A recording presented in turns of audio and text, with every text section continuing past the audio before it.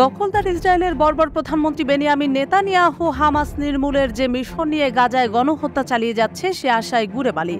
ফিলিস্তিনের স্বাধীনতাকামী সংগঠন হামাস বহাল তবিয়তে আছে আর ইসরায়েলে হামলা চালাতে সক্ষম সেই প্রমাণই যেন দিল আবারও। গাজা উপত্যকায় ইহুদিবাদী ইসরায়েলের চলমান গণহত্যার প্রতিবাদে ইসরায়েলি শহর তেল আবিবে রকেট হামলা চালিয়েছে হামাস।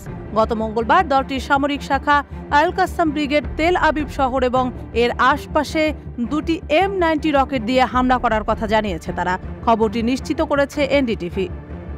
সামাজিক মাধ্যম এক্সে করা এক পোস্টে ইসরায়েলি বিমান বাহিনী ও হামাসের রকেট হামলার বিষয়টি নিশ্চিত করেছে। তারা বলেছে, কিছুক্ষণ আগে গাজা উপত্যকা থেকে একটি রকেট উৎক্ষেপণ করা হয়, যা দেশের কেন্দ্রের সামুদ্রিক অংশে পড়েছে।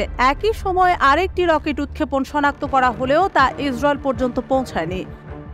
হামাসের সামরিক বাহিনী ইজ্জাদ্দিন আল কাসাম ব্রিগেড এক বিবৃতিতে বলেছে, গাজা উপত্যকা জুড়ে মঙ্গলবার ইসরায়েলি বিমান হামলায় 19 ফিলিস্তিনি নিহত হওয়ার পর তেল আবিবের রকেট হামলা চালানো হয়েছে।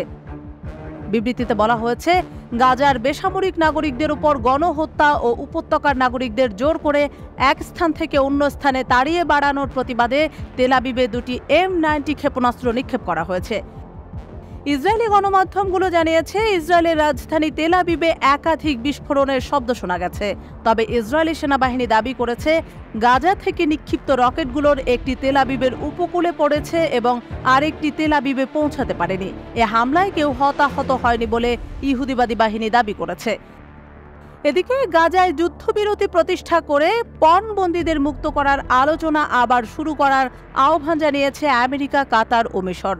গত কয়েক মাস ধরে এই তিন দেশ যুদ্ধবিরতির আলোচনায় মধ্যস্থতা করার চেষ্টা চালিয়ে আসছে। চলতি সপ্তাহের আরও পরের দিকে এ সংক্রান্ত আলোচনা আবার শুরু হতে পারে বলে আভাস পাওয়া গেছে।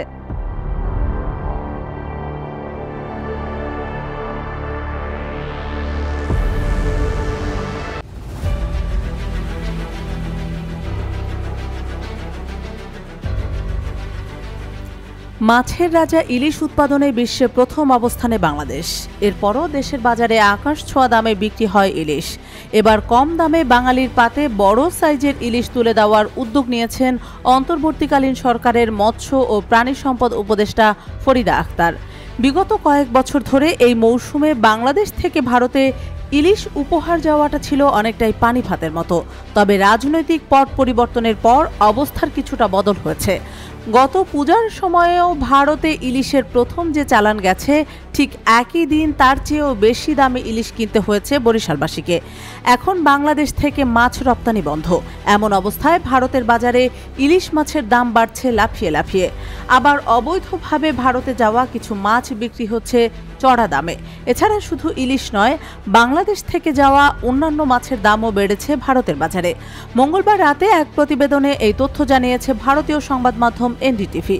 প্রতিবেদনে বলা হয়েছে, কলকাতার জনপ্রিয় মাছের বাজারগুলোতে চলতি বর্ষায় বেস্ট সেলার পদ্মা নদীর ইলিশের সংকটে পড়েছে। ইলিশ বাংলাদেশের জাতীয় মাছ। বাংলাদেশ থেকে আমদানি হওয়া ইলিশের সিংহভাগই পেয়ে থাকে পশ্চিমবঙ্গ। এছাড়া দুর্গাপূজাকে ঘিরে সুস্বাদু এই মাছের চাহিদা আরও বেড়ে যায়। যদিও ইলিশ মাছটি দক্ষিণ পূর্ব এশিয়ার বেশ কয়েকটি দেশে পাওয়া যায়, তবে বাংলাদেশের ইলিশের স্বাদ সবচেয়ে বেশি। পশ্চিমবঙ্গ এবং ভারতের উত্তর পূর্ব অংশের মানুষের কাছে তো হট ফেভারিট। শঙ্কর পাল নামে কলকাতার এক মাছ ব্যবসায়ী বলছেন, বাংলাদেশি ইলিশের সরবরাহে আকস্মিক পতন ঘটেছে, তাই দাম বাড়বে। আমরা ইতোমধ্যেই 1 কেজি ইলিশ 1800 রুপিতে বিক্রি করেছি, যা অবৈধভাবে আসছে। আগরতলার আরেক মাছ বিক্রেতা তাপস সরকার বলেন, সরবরাহ কমে গেছে, তাই আমাদের দাম বাড়াতে হবে। এনডিটিভি বলছে, পশ্চিমবঙ্গের পরে ইলিশ সরবরাহের এই সংকটে সবচেয়ে বেশি সমস্যার মুখে পড়েছে ত্রিপুরা। ভারতের উত্তর পূর্বাঞ্চলীয় এই রাজ্যটি পদ্মার ইলিশের প্রধান ক্রেতা এবং সেখানে সুস্বাদু এই খাবারের সরবরাহ বন্ধ হয়ে গেছে। বাংলাদেশের সাবেক প্রধানমন্ত্রী শেখ হাসিনা তার বিখ্যাত ইলিশ কূটনীতির অংশ হিসাবে আগস্ট থেকে অক্টোবর পর্যন্ত ভারতে বার্ষিক ইলিশ রপ্তানির সুবিধা দিতেন। 2012 সাল থেকে অন্যান্য দেশে রপ্তানি বন্ধ থাকলেও ভারতে মাছ বিক্রির অনুমতি ছিল।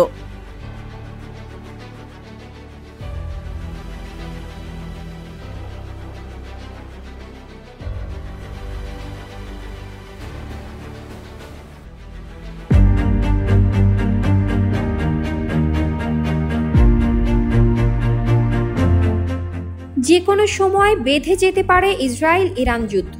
ইসলামী প্রজাতন্ত্র ইরান চাইলেই দখলদার ইসরায়েলকে এক নিমিষেই কাবু করে ফেলতে পারে, আর এই ভয় থেকেই ইসরায়েলের দুই মিত্র যুক্তরাষ্ট্র ও যুক্তরাজ্য বেশ চিন্তিত এবং আতঙ্কিত।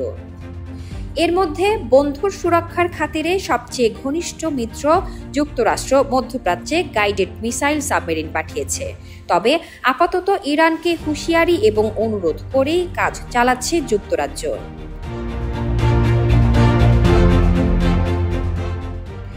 সম্প্রতি যুক্তরাজ্যের প্রধানমন্ত্রী স্যার কিয়ার স্টারমার ইসরায়েলে হামলা না চালাতে ইরানের প্রেসিডেন্টের প্রতি জোর আহ্বান জানিয়েছেন। এক ফোন কলের মাধ্যমে তিনি এই আহ্বান জানান।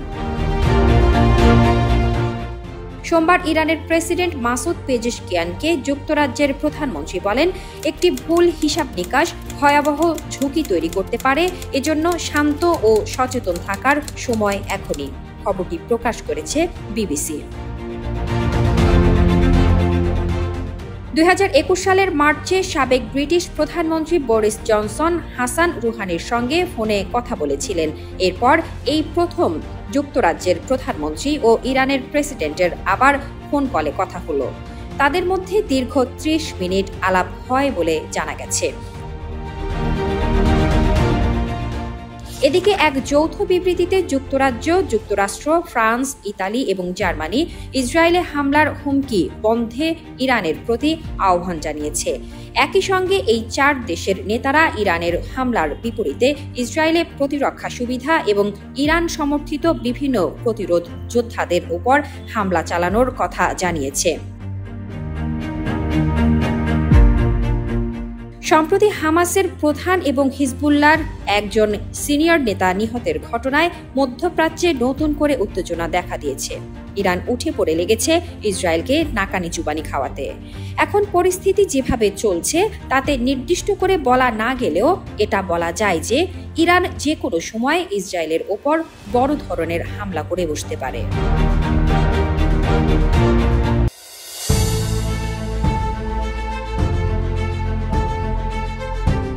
হামাস প্রধান হানিয়াকে হত্যার ঘটনায় প্রতিশোধের আগুনে তপ্ত ইরান চলতি সপ্তাহেই ইসরায়েলের ওপর বড় হামলা করতে পারে এমন দাবি তুলেছে ইসরায়েলের মিত্রদেশ যুক্তরাষ্ট্র। যুক্তরাষ্ট্রের জাতীয় নিরাপত্তা পরিষদের মুখপাত্র জন কির্বি বলেছেন, এই সপ্তাহেই ইসরায়েলের ওপর বড় ধরনের আক্রমণ করতে পারে ইরান। তিনি আরও বলেছেন, আমাদের প্রস্তুত থাকতে হবে, কারণ ওই হামলা খুবই গুরুত্বপূর্ণ হতে পারে। মার্কিন প্রেসিডেন্ট জো বাইডেন যুক্তরাজ্য, ফ্রান্স, জার্মানি ও ইতালির নেতাদের সঙ্গে কথা বলেছেন এবং গাজায় যুদ্ধবিরতি এবং মধ্যপ্রাচ্যে উত্তেজনা কমানো নিয়ে কথা বলেছেন ইতোমধ্যে। কির্বি বলেন, সব নেতাই আবার বলেছেন ইসরায়েলের নিজেকে রক্ষা করার অধিকার আছে, তবে মধ্যপ্রাচ্যে উত্তেজনা বাড়ুক সেটা তারা চান না। নেতারা বলেছেন, তারা এটাও চান না যে ইরান বা তার সহযোগীরা কোনো রকম আক্রমণ করুক। 12 আগস্ট সোমবার প্রেসিডেন্ট বাইডেন ও ইউরোপের 4 দেশের নেতাদের একটি যৌথ বিবৃতি জারি করা হয়েছে। সেখানে বলা হয়েছে, আমরা ইরানের কাছে আবেদন জানাচ্ছি তারা যেন ইসরায়েলকে আক্রমণ না করে। এই ধরনের আক্রমণ হলে আঞ্চলিক সুরক্ষার বিভিন্ন দিকগুলো নিয়েও আমরা আলোচনা করেছি। তেহরানে হামাসের রাজনৈতিক নেতা হানিয়ার মৃত্যুর পরই ইরান জানিয়েছিল এর যোগ্য প্রতিশোধমূলক জবাব দেয়া হবে। হানিয়ার মৃত্যুর দায় ইসরায়েল স্বীকার করেনি, আবার খারিজও করেনি। তবে 7 অক্টোবর হামাসের আক্রমণের পর ইসরায়েল জানিয়েছিল হামাসের শীর্ষ নেতাদের তারা হত্যা করতে চায়। এদিকে ইরান আক্রমণ করতে পারে এমন শঙ্কা থেকে মধ্যপ্রাচ্যে সামরিক উপস্থিতি অনেকটাই বাড়িয়েছে আমেরিকা। রবিবার পেন্টাগন জানিয়েছে মার্কিন প্রতিরক্ষা মন্ত্রী লয়েড অস্টিন F-35 যুদ্ধ বিমান সহ মার্কিন এয়ারক্রাফট ক্যারিয়ার USS আব্রাহাম লিঙ্কনকে দ্রুত পারস্যের ঘাঁটিতে পাঠাতে বলেছেন।